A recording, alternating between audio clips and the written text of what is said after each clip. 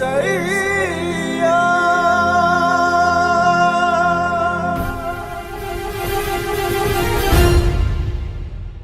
118వ కీర్తన 8వ వాక్యం. మనుష్యులను నమ్ముకొనుట కంటే యెహోవాను ఆశ్రయించుట మేలు. కానీ ఈ రోజుల్లో మనుషుల్ని నమ్మి మోసపోయినటువంటి వారు చాలామంది ఉన్నారు. మనలో కూడా ఆ విధంగా మోసపోయినటువంటి వాళ్ళు ఇక్కడ కూడా ఉన్నారు, ప్రపంచమంతా ఉన్నారు. కానీ ఎలా మోసపోతున్నారు? ఎందుకు మనుషులు ఈ విధంగా? పరిస్థితి ఏమిటి? మరి ఎవరిని నమ్మాలి? మనుషుల్ని నమ్మబాకండి, యెహోవాను ఆశ్రయించండి అని చెప్పని దేవుని వాక్యం చెప్తుంటే మరి ఎవరిని నమ్మాలో తెలియటం లేదు. ఎవరిని నమ్మాలి, ఎవరిని నమ్మకూడదు అన్నటువంటి పరిస్థితుల్లో ఉన్న ఈ రోజుల్లో సంఘముతో ఆత్మదేవుడు చెప్తున్నటువంటి మాట ఏమిటంటే, మనుషుల్ని నమ్మబాకండి, యెహోవాను ఆశ్రయించండి. ఎందుకు నమ్మకూడదు? మరి మనుషుల్ని నమ్మకపోతే మన పరిస్థితి ఏమిటి? మనం కూడా మనుషులమే కదా. ఈ మాటలు చెప్తున్న నేను కూడా మనిషినే కదా. మరి ఎలా? మనుషుల పరిస్థితులు, ఎవరిని నమ్మకూడదు, ఏ మనిషిని నమ్మకూడదు, ఏ మనిషి నమ్మకం లేనివాడు, ఏ మనుషుడు మోసం చేస్తాడు అని చెప్పని మనం గమనిస్తే కొరింథీయులకు రాసినటువంటి మొదటి పత్రికలో 47వ వాక్యం 48వ వాక్యం. మొదటి మనుష్యుడు భూ సంబంధమైనటువంటి వాడు. మొదటి మనుష్యుడు భూ సంబంధమైనటువంటి వాడు. నోట్ చేసుకోండి. 48వ వాక్యంలో ఒక మాట కూడా ఉంది, చదవండి. మట్టి నుండి పుట్టినవాడు ఎట్టివాడో మట్టి నుండి పుట్టినవాడు అట్టివాడే. మొదటి మనుష్యుడు భూ సంబంధమైనటువంటి వాడు. అతని పుట్టుకను గూర్చి ఆత్మదేవుడు చెప్తున్నాడు. అతడు మట్టిలో పుట్టినటువంటి వాడు, మట్టి నుండి పుట్టినటువంటి వాడు గనుక, మట్టి నుండి పుట్టినవాడు గనుక ఆ మట్టి నుండి పుట్టినవాడు కూడా అలాంటి వాడే. కనుక మొదటి మనుష్యుడు భూ సంబంధమైనటువంటి వాడు. ఈ భూ సంబంధమైనటువంటి వారిని నమ్మబాకండి. ఈ భూ సంబంధమైనటువంటి వాని యొక్క ఆలోచనలు భూ సంబంధమైనటువంటి రీతిగానే ఉంటాయి. గనుక మొదటి మనుష్యుడు భూ సంబంధమైనటువంటి వాడు. రెండవ మనుష్యుడు కూడా ఉన్నాడు. చూడండి వాక్యంలో, రెండవ మనుష్యుడు పరలోకము నుండి వచ్చినవాడు. కీర్తనల్లో మనం జ్ఞాపకం చేసుకోవాలి, మనుష్యులను నమ్ముకొనుట కంటే యెహోవాను ఆశ్రయించుట మేలు. ఈ రెండవ మనుష్యుడు వాక్యమై ఉన్నటువంటి దేవుడు. ఆదియందు వాక్యం ఉండెను, ఆ వాక్యము దేవుని యొద్ద ఉండెను, ఆ వాక్యము శరీరధారి అయి మన మధ్యలోనికి కృపా సత్య సంపూర్ణుడుగా వచ్చాడు. గనుక మొదటి మనుషుణ్ణి నమ్ముతావేమో జాగ్రత్త. రెండవ మనుషుడు ఉన్నాడు. అతను భూమి నుండి పుట్టినవాడు కాదు, పరలోకములో నుంచి వచ్చినవాడు. పరలోకములో నుండి వచ్చినవాడు గనుక అతన్ని మీరు నమ్మండి, భూ సంబంధమైనటువంటి వారిని నమ్మబాకండి. ఇద్దరు మనుషులు మనం చూసాం. ఇంకొక వ్యక్తి కూడా ఉన్నాడు, మూడో మనిషి ఉన్నాడు. అతని గురించి కూడా మీరు నోట్ చేసుకోండి. మొదటి కొరింథీయులకు రాసిన పత్రిక 2వ అధ్యాయం 14వ వాక్యం. ప్రకృతి సంబంధి అయిన మనుష్యుడు, ప్రకృతి సంబంధి అయిన మనుష్యుడు, మట్టి నుండి పుట్టిన మనుష్యుడు, పరలోకములో నుండి వచ్చిన మనుష్యుడు, ముగ్గురిని ఆత్మదేవుడు తెలియపరుస్తున్నాడు. మట్టి నుండి పుట్టినవాడు ఎలాంటి వాడు అని చెప్పనంటే భూ సంబంధమైనటువంటి వాడు, నమ్మద్దు. రెండవది పరలోకములో నుండి వచ్చినవాడు, పరలోక సంబంధి, మన ప్రభు అయిన యేసుక్రీస్తు. ఆయన్ని నమ్మండి, ఆశ్రయించండి. మూడవ వ్యక్తి ప్రకృతి సంబంధి. ఈ ప్రకృతి సంబంధి ఎవరు అని చెప్పనంటే, దేవుని ఆత్మని పొందక, పరిశుద్ధాత్మ చేత నడిపించబడక క్రైస్తవుడు అన్నటువంటి పేరు మాత్రం ఉంటుంది, కానీ మిగతా విషయాలన్నీ ఆత్మ సంబంధమైనటువంటివిగా ఉండవు. శరీర సంబంధమైనటువంటి మనిషిగానే ఉంటాడు. కనుక అతనితో కూడా డేంజర్. అతన్ని కూడా మీరు నమ్మబాకండి. అతను ప్రకృతి సంబంధి. భూ సంబంధమైన వాడు, ప్రకృతి సంబంధమైనటువంటి వాడు. రక్షించబడ్డాము అని చెప్తున్నటువంటి వాడు ప్రకృతి సంబంధి, వేరుపాటు జీవితము లేనివాడు. గనుక ఏ రోజుకైనా పరిస్థితులు వ్యతిరేకంగా మార్చబడతాయి. కానీ దేవునికి ఇష్టమైనటువంటి మనుషులు ఉన్నారట. దేవునికి ఇష్టమైనటువంటి మనుషులు లూకా సువార్తలో మనం చూస్తే 2వ అధ్యాయంలో 14వ వాక్యంలో చదవండి. సర్వోన్నతమైన స్థలములలో దేవునికి మహిమయు, ఆయనకు ఇష్టలైన మనుషులకు భూమి మీద సమాధానమును కలుగునుగాక. హల్లెలూయా. ఈ మనుషులు ఎవరు? దేవునికి ఇష్టమైనటువంటి వాళ్ళు ఎవరు? భూ సంబంధమైనటువంటి వారా, ప్రకృతి సంబంధమైనటువంటి వారా? భూ సంబంధమైన వాళ్ళు మనుషులే, ప్రకృతి సంబంధులు మనుషులే. కానీ దేవునికి ఇష్టమైనటువంటి మనుషులు ఎవరు? బాగా ఆలోచించండి. భూ సంబంధమైనటువంటి వాడు రక్షణను కాలదన్నుకున్నటువంటి వాడు. ప్రకృతి సంబంధమైనటువంటి వాడు రక్షించబడినా కానీ దేవుని ఆత్మ చేత నింపబడి వేరుపరచబడని వాడు. రక్షించబడతాడు, కానీ పొరపాటును కూడా కొన్ని పద్ధతుల్లో నుంచి వేరుపరచబడలేడు, కొన్ని అలవాట్లని దూరపరచుకోలేడు. భూ సంబంధమైనటువంటి పద్ధతుల్లోనే నడిపించబడుతున్న ప్రకృతి సంబంధి. అయితే దేవునికి ఇష్టమైనటువంటి మనుషుడు, తల్లిదండ్రులకు ఇష్టమైన వాళ్ళు ఉన్నారు, కుటుంబానికి ఇష్టమైనటువంటి వాళ్ళు ఉన్నారు. కానీ దేవునికి ఇష్టమైనటువంటి వాళ్ళు ఎలా ఉంటారు? ఈ మనుషుల్ని దేవుడు ఎలా ఇష్టపడతాడు? ప్రకృతి సంబంధమైనటువంటి మనుషుల్ని దేవుడు ఎలా ఇష్టపడతాడు? చూడండి, యేసు ప్రభు దగ్గరకు వచ్చి ఒక వ్యక్తి, మార్కు సువార్తలో 1వ అధ్యాయం 41వ వాక్యం, యేసు ప్రభు దగ్గరకు వచ్చాడు ఒక కుష్ఠిరోగి. భూ సంబంధమైనటువంటి వాడు, ప్రకృతి సంబంధమైనటువంటి వాడు, ఈ రెండు కలిపి కనబడుతున్నటువంటి ఒక వ్యక్తి యేసు ప్రభు దగ్గరకు వచ్చాడు. యేసు ప్రభు దగ్గరకు వచ్చి ఏమని అడుగుతున్నాడని చెప్పనంటే, ప్రభువా, నా తండ్రి, నీకు ఇష్టమైతే నన్ను శుద్ధునిగా చేయి. నీకు ఇష్టమైతే, బలవంతం లేదయ్యా, నేను వెలివేయబడిన వాడిని, నేను ఒక దూషకుణ్ణి, మనుషుల మధ్యలో ఉండేవాడిని కాదు. నా స్వభావాలు వేరు, నా పద్ధతులు వేరు. కానీ నాకున్నటువంటి వ్యాధి కుష్టి వ్యాధి. ఎవ్వరూ ప్రేమించలేనటువంటి మనిషిని నేను. కానీ నీకిష్టమైతే నన్ను పరిశుద్ధపరచయ్యా. అప్పుడు యేసు ప్రభు ఏమంటున్నాడు? ఆయన కనికరపడి చేయి చాపి వానిని ముట్టి, నాకిష్టమే, నీవు శుద్ధుడవు కమ్మని వానితో చెప్పాను. ఆ క్షణములోనే వాడు శుద్ధుడాయను. ఆమేన్, హల్లెలూయా. గనుక ప్రియమైనటువంటి దేవుని సంగమా, ఈ మనుషుల మధ్యలో ఇప్పుడు మనం ఉన్నాము. మనం దేవునికి ఇష్టమైనటువంటి వారిమే. దేవునికి ఇష్టమైనటువంటి వారికి ఈ భూమి మీద సమాధానం కలుగుతుందట, వాళ్ళకి నెమ్మది ఉంటుందట, వాళ్ళకి క్షేమం కలుగుతుందట. వాళ్ళ ద్వారా అనేక మంది యేసు ప్రభు దగ్గరికి నడిపించబడతారట.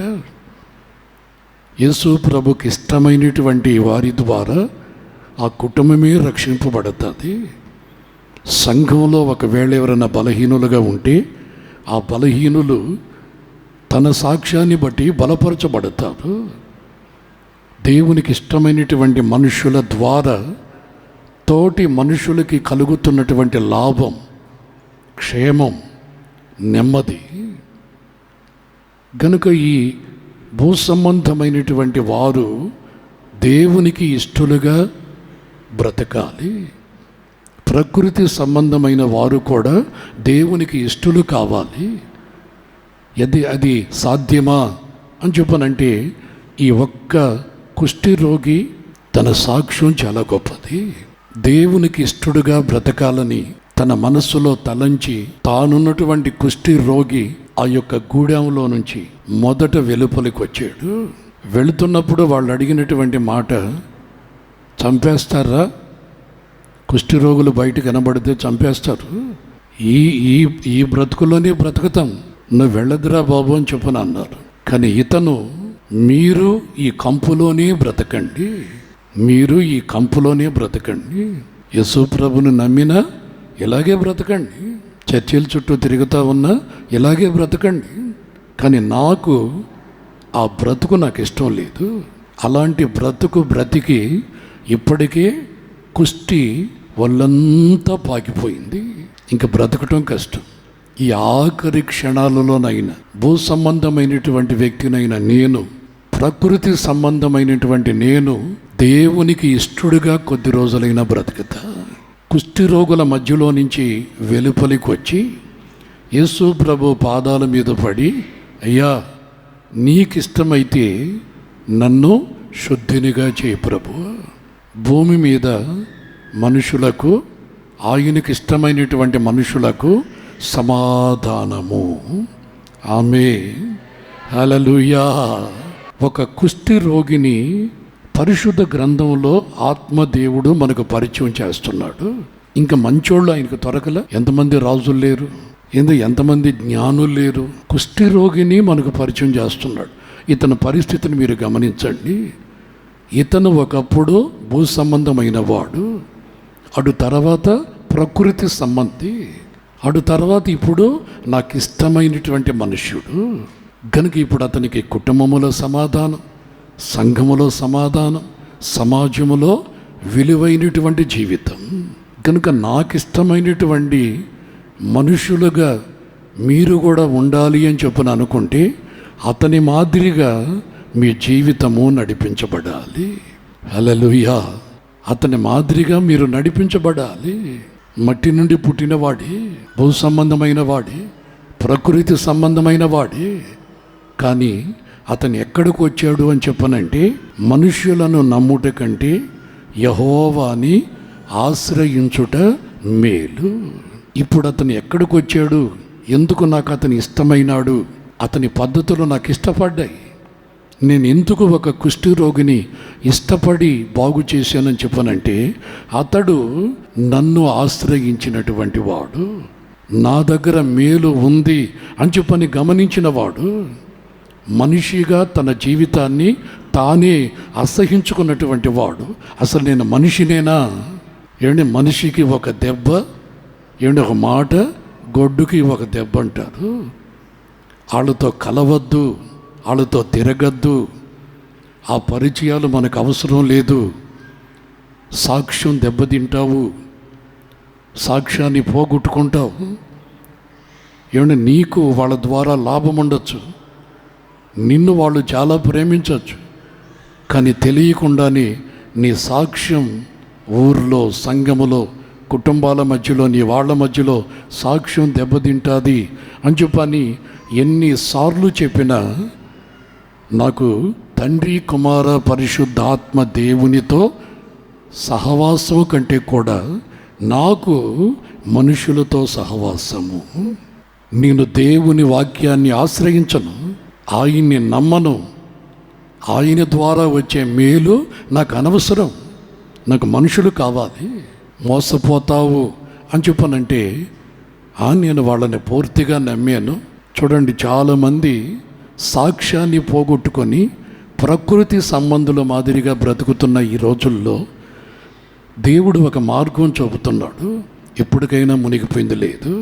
ఇప్పటికే ఉన్నటువంటి ప్రమాదంలో నుంచి నీవు దేవునికి ఇష్టరాలుగా, దేవునికి ఇష్టడుగా బ్రతికే ఆ అవకాశం ఇంకా దేవుడు ఇస్తున్నాడు.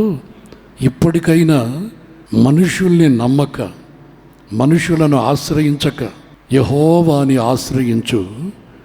ఆయన దగ్గర నీ నీ జీవితానికి మేలు కలగతాది. రాజుల్ని కూడా నమ్మబాక, మనుషుల్ని నమ్మబాక. ఎవ్వరూ మన జీవితాల్లో ఆశ్చర్యమైనటువంటి కార్యాలు చేయరు. మట్టి నుండి పుట్టినటువంటి మనల్ని, భూ సంబంధమైన మనల్ని దేవునికి ఇష్టలుగా మార్చలేరు.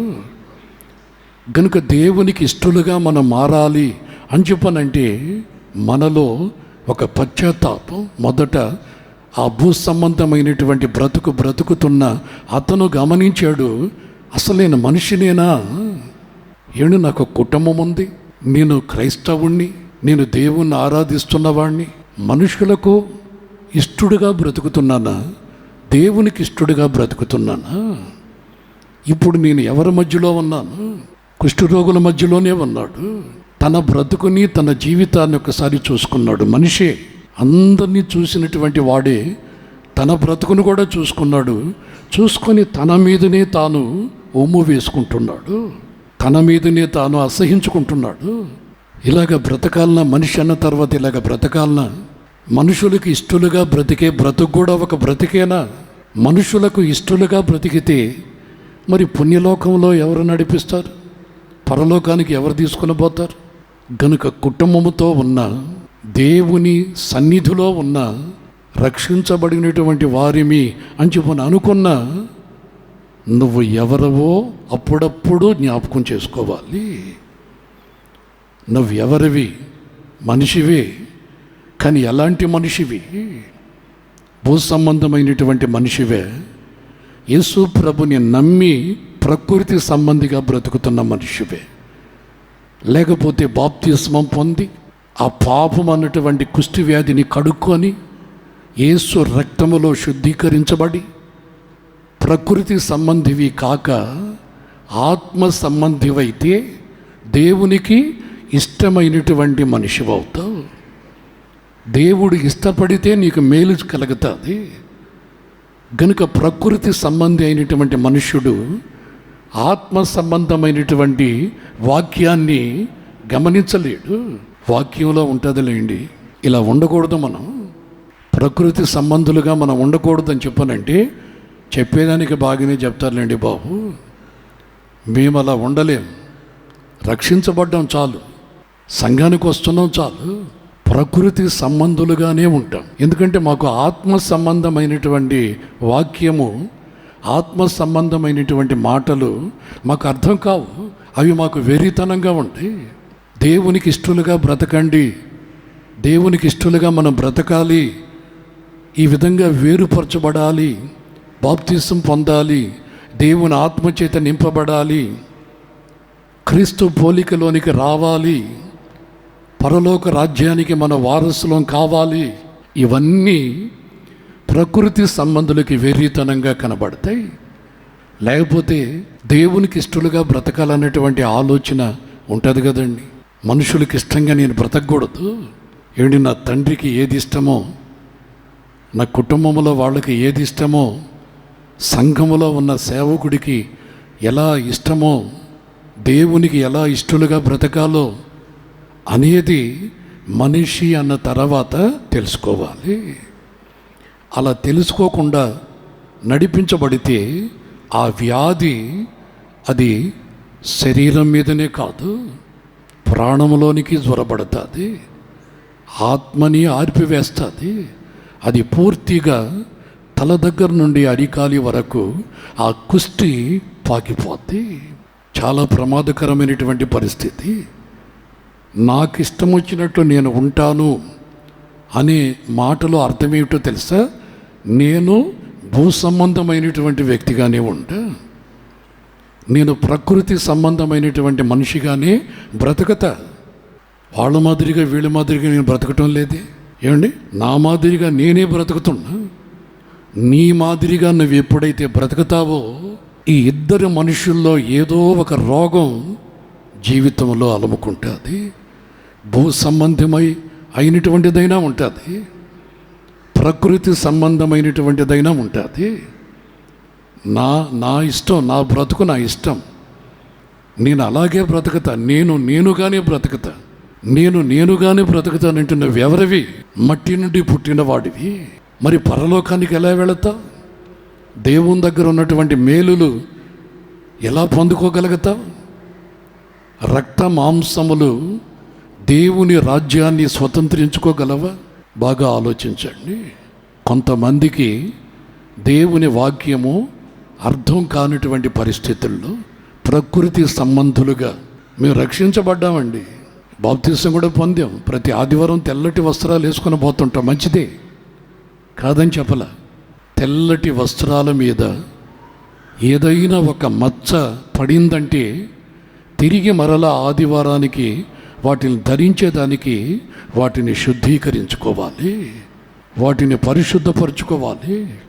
నేనుగానే బ్రతుకుతాను, మంచిదే. ఏమిటి, నా ఇష్ట ప్రకారం నేను బ్రతుకుతాను, మంచిదే. మరి దేవునికి ఇష్టడుగా ఎప్పుడు బ్రతుకుతావు? ఆయనకి ఇష్టమైతే పరలోకములో నుంచి వస్తున్నటువంటి ఆ మేలులు, ఆ ఆశీర్వాదాలే వేరుగా ఉంటాయి.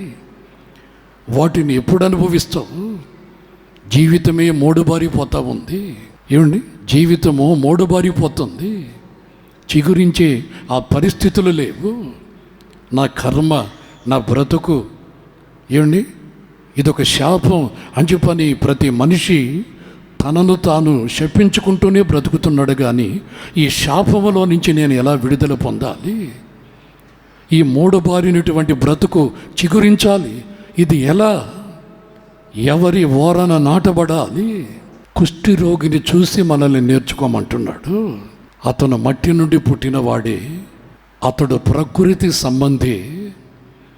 కానీ మనిషే తన్ను తాను చూసుకున్నాడు, తనలో కొడుతున్నటువంటి కంపుని గమనించాడు, తన శరీరం మీద ఉన్నటువంటి మానని ఆ యొక్క పుండ్లు గమనించాడు. చివరికి తన బ్రతుకుని కుక్కలు నాగుతున్నాయి గమనించాడు. మనిషి అన్న తర్వాత కొంచెం ఆలోచించాడు, ఏమిటి నా పరిస్థితి? బిడ్డలు అసహించుకుంటున్నారు, తోటి మనుషులు అటువైపు తిరిగి మాట్లాడుకుంటున్నారు, నన్ను గురించి అన్నటువంటి సంగతి తెలుసు. నా ఇష్ట ప్రకారం నేనుగానే బ్రతుకుతానండి, బ్రతుకు నేనుగానే బ్రతుకుతాను, బ్రతుకు. కానీ అది దేవునికి ఇష్టమైనటువంటి బ్రతుకుగా కాదు. యేసు ప్రభు ఒక వ్యక్తితో అంటున్నాడు, నీవంటే నాకు ఇష్టం. పరిశుద్ధ గ్రంథంలో చాలామంది భూ సంబంధమైనటువంటి వారు, ప్రకృతి సంబంధమైనటువంటి వారు, కానీ యేసు ప్రభుని ఆశ్రయించి యేసు ప్రభు సన్నిధికి వచ్చి ఆయన చేతులకి జీవితాన్ని అప్పగించి వాళ్ళు చేసినటువంటి వాటిని ప్రభు దగ్గర ఒప్పుకొని తిరిగి మరలా దేవునికి ఇష్టమైనటువంటి మనుషులుగా, అనేక మంది మనుషుల్ని మనుషులుగా తయారు చేసేవాళ్ళుగా తిరిగి వెళ్ళారు. సమరయ స్త్రీ బ్రతుకేమిటో మీకు తెలుసు, చాలా అసభ్యమైనటువంటి బ్రతుకు. కానీ ఊరే ఆమెలో నుంచి కొడుతున్నటువంటి సువాసన, సాక్ష్య జీవితం. అమ్మా, నువ్విలా మారేవా? ఆ పాతకాలపు మనిషి ఎవరో మాకు తెలుసు, ఎన్ని కొంపల్ని కూల్చావు, నీ జీవితమే మాకు తెలుసు. కానీ ఇప్పుడేమిటి ఇలా? రండి, చూపిస్తాను, రండి. నా జీవితాన్ని మార్చినటువంటి యేసు ప్రభుని పరిచయం చేస్తాను, రండి. ఆయన యాకోబు బావి దగ్గర ఉన్నాడు, మంచి ఎండలో ఉన్నాడు. అదేవిధంగా క్రొత్త నిబంధన సంఘానికి మండు టెండలో ఏమిటి, ఒక రొట్టె మాదిరిగా కాలిపోయినటువంటి శరీరమంతా రక్తం ఎండిపోయింది. ఆయన శరీరమే ఆహారంగా మార్చబడింది. ఆ ఆహారమే ఈరోజు మనం తింటున్నాం. ఆ ఆహారమును బట్టి మనలో ఉన్నటువంటి దేవునికి అయిష్టమైనటువంటి ఆ పరిస్థితులు మారాలి, మనిషి మారాలి.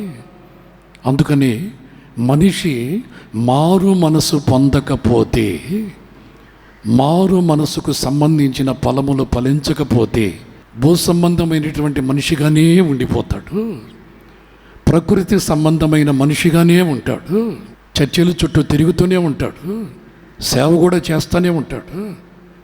ఏంటి, తను తనుగానే ఉంటాడు కానీ దేవునికి ఇష్టమైనటువంటి వాడుగా ఉండడు. కానీ యేసు ప్రభువుని ఎప్పుడైతే ఆశ్రయిస్తామో, ఆశ్రయించటం అంటే మన జీవితాన్ని మనం ఆయన సన్నిధిలో ఒప్పుకోవటం. చూడండి, ఆ కుష్టివేద అంటున్నాడు, అయ్యా నేను ఇలా ఇంతవరకు బ్రతికిన బ్రతుకు ఇది, తర్వాత నా బ్రతుకు నాకే అసహ్యమైంది, నా బ్రతుకు మీద నాకే అదో మాదిరైపోయింది, ఇకనైనా మంచిగా బ్రతకాలనుకుంటున్నాను ప్రభు, మనిషిగా బ్రతకాలనుకుంటున్నాను అయ్యా. మనిషిగా మార్చగలిగేవాడు నజరేయుడైన యేసు. హల్లెలూయా. తలలు వంచండి, ప్రార్థన చేసుకుందాం. ప్రేమగల తండ్రి, పరిశుద్ధుడా నీకు స్తోత్రం. ఈ ఉదయకాలపు పునరుద్ధాన దినమందు నీవు పునరుద్ధానుడివై ఈరోజు మమ్మల్ని బ్రతికించినందులకై స్తోత్రం. నీ కొరకు మాకు జన్మనిచ్చావు ప్రభువా, నీవు మమ్మల్ని కన్నావయ్యా, నీ రక్తములో మమ్మల్ని పెంచుతున్నావు ప్రభు. నీ కొరకు మేము బ్రతికి నీ కొరకు నా తండ్రి సాక్షులమై జీవించినట్టు సహాయం చేయి. ఈ జీవితము మాకు అసాధ్యం, కానీ మా జీవితాల్ని మార్చగలుగుటకు నీవు సాధ్యవంతుడు ప్రభు. ఆ విధంగా చేయగలవు నాయన.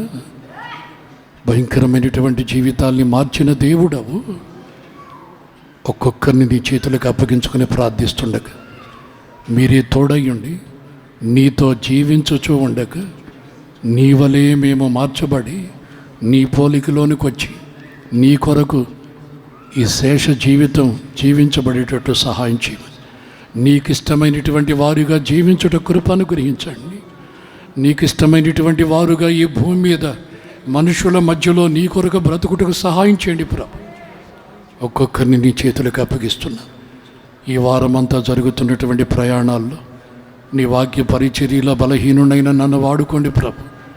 నీకు ఇష్టమైనటువంటి వ్యక్తిగా తండ్రి ఈ సేవలో సాగున్నట్టు కృప దయచేయమని నా కొరకు ప్రార్థిస్తున్నటువంటి సంఘాన్ని సమాధానముతో, ప్రేమ అనురాగాలతో ఒకరిని ఒకరు అర్థం చేసుకుని పలకరిస్తూ నీతో ఐక్యపడి నీకు ఇష్టమైనటువంటి బిడలుగా జీవించుటకు సహాయం చేయి. నీ రాజ్యానికి వారసత్వాన్ని దయచేయండి ప్రభు. నువ్వు మా కొరకు పరలోక సంబంధిగా మనుష్యుడిగా వచ్చిన దేవుడవు. నీ వలే మేము మారాలని నీ చేతులకు అప్పగిస్తూ ఉండగా తండ్రి మార్చుకయ్య, మార్చు ప్రభు. ప్రతి బలహీనతలో నుంచి దూరపరచు ప్రభు. నీ పోలికల్లోనికి తీసుకురమ్మని నీ చేతులకు అప్పగిస్తూ ఉండగా కార్యం చేయమని యేసు నామములో ప్రార్థిస్తున్నాను తండ్రి, ఆమేన్.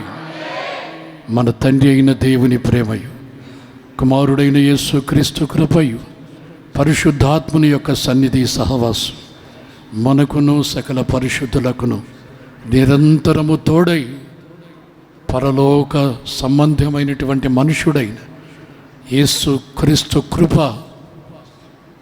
సమాధానము మనకు నిత్యము తోడయ్యుండి కృపాక్షేమాలతో నడిపించునుగాక. ఆమేన్. హల్లెలూయా. ఆరాధన నీకే యేసయ్యా.